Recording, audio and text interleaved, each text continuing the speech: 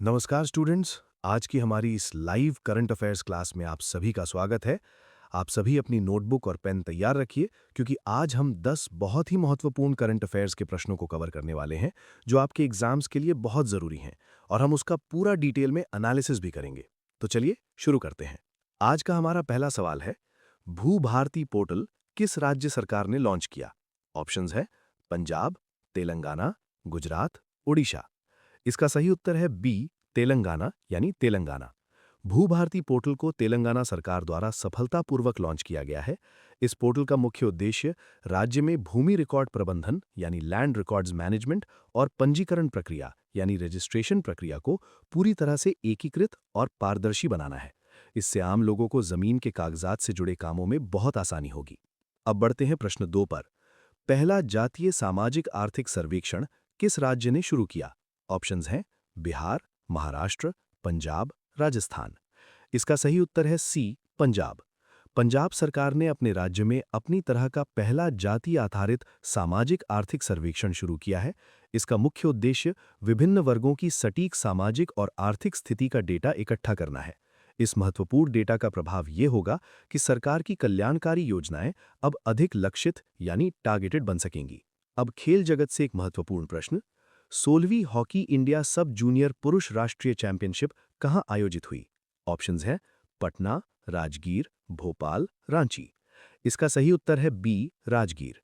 बच्चों, 16वीं hockey India सब junior पुरुष राष्ट्रीय चैंपियनशिप का सफल आयोजन बिहार के राजगीर में किया गया। राजगीर में हाल ही में जो बेहतरीन खेल बुनियादी ढांचा विकसित हुआ है, वो इसे राष्ट्रीय स्तर की खेल प्रतियोगिताओं के एक नए केंद्र के रूप में स्थापित कर रहा है। नेक्स्ट, शतरंज यानी चेस से जुड़ा सवाल। बोधना शिवनंदन किस देश की शीर्ष महिला शतरंज खिलाड़ी बनी है? ऑप्शंस हैं भारत, अमेरिका, इंग्लैंड, ऑस्ट्रेलिया। इसका सही उत्तर है सी, इंग्लैंड। भारतीय मूल की युवा प्रतिभा बोधना शिवनंदन ने इंग्लैंड में शीर्ष महिला शतरंज खिलाड़ी का स्थान प्राप्त किया है। उन्होंने बहुत ही कम उम्र में शतरंज की दुनिया में असाधारण प्रदर्शन करके वैश्विक स्तर पर अपनी एक अलग और शानदार पहचान बनाई है। हमारा अगला सवाल चर्चित पुस्तकों से है। चर्चित पुस्तक सब पर राम तपस्वी राजा किसने लिखी है? ऑप्शंस है चेतन भगत, आशुतोष अग्निहोत्री, अमीश त्रिपाठी, रवीश कुमार। इसका सही उत्तर है बी, आशुतोष अग्निहोत्री। सब पर राम तपस्वी राजा नामक इस प्रसिद्ध पुस्तक के लेखक आशुतोष अग्निहोत्री हैं।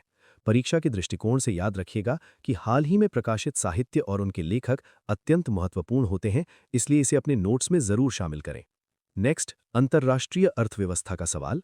विश्व बैंक ने किस देश के लिए एक नई पंचवर्षीय साझेदारी यानी 5 ईयर पार्टनरशिप शुरू की है? ऑप्शंस हैं नेपाल, श्रीलंका, बांग्लादेश, म्यांमार। इसका सही उत्तर है बी, श्रीलंका। विश्व बैंक ने श्रीलंका के साथ एक नई पंचवर्षीय साझेदारी की शुरुआत की है। इस महत्वपूर्ण पहल का मुख्य उद्देश्य आर्थिक संकट से जूझ रही श्रीलंकाई अर्थव्यवस्था को समर्थन देना है। इसका लक्ष्य देश में स्थायी विकास को बढ़ावा देना है ताकि इकोनॉमी वापस पटरी पर आ सके। अब विज्ञान और अंतरिक्ष से जुड़ा बहुत ही शानदार सवाल है। चांद की कक्षा में जाने वाली पहली महिला अंतरिक्ष यात्री कौन है? ऑप्शंस हैं Kalpana Chawla, Sunita Williams, Christina Koch, Jessica Meir. इसका सही उत्तर है सी, क्रिस्टीना कोच। नासा की अंतरिक्ष यात्री क्रिस्टीना कोच चांद की कक्षा में जाने वाली पहली महिला बन गई हैं। बहुत ही गर्व की बात है कि उन्हें नासा के ऐतिहासिक चंद्र कक्षा मिशन, जिसका नाम आर्टेमिस 2 है, उसके चालक दल में शामिल किया गया है। अब आते हैं एक और स्पोर्ट्स टूर्नामेंट के सवाल पर। साफ U20 चैंपियनशिप 2026 का विजेता कौन सा देश बना है? ऑप्शंस हैं भारत, नेपाल, बांग्लादेश, मालदीव। इसका सही उत्तर है सी, बांग्लादेश। साफ यानी साउथ एशियन फुटबॉल फेडरेशन की U20 चैंपियनशिप का खिताब बांग्लादेश की टीम ने जीत लिया है। इसके साथ ही एक बहुत महत्वपूर्ण तथ्य भी याद रखें कि इस फुटबॉल टूर्नामेंट का आयोजन मेजबान देश मालदीव में किया गया था। परीक्षा में अक्सर मेजबान देश के बारे में भी पूछा जा सकता है। नेक्स्ट, महत्वपूर्ण नियुक्तियों से जुड़ा सवाल है। भारतीय इस्पात प्राधिकरण लिमिटेड यानी सेल के नए अध्यक्ष एवं प्रबंध निदेशक कौन बने हैं? ऑप्शंस हैं अनिल कुमार, कृष्ण कुमार सिंह, टीवी नरेंद्रन, सुमित देव। इसका सही उत्तर है बी, कृष्ण कुमार सिंह। कृष्ण कुमार सिंह जी को प्रमुख सार्वजनिक कंपनी सेल का नया अध्यक्ष और प्रबंध निदेशक नियुक्त किया गया है। आपको पता होना चाहिए कि सेल भारत की एक महारत्न कंपनी है जो इस्पात उत्पादन में अग्रणी भूमिका निभाती है। और आज की क्लास का हमारा आखिरी सवाल कला और संस्कृति से। प्रसिद्ध पेंटिंग यशोदा और कृष्ण किसके द्वारा बनाई गई है? ऑप्शंस है एम.एफ. हुसैन, राजा रवि वर्मा, नंदलाल बोस, अमृता शेरगिल। इसका सही उत्तर है बी, राजा रवि वर्मा।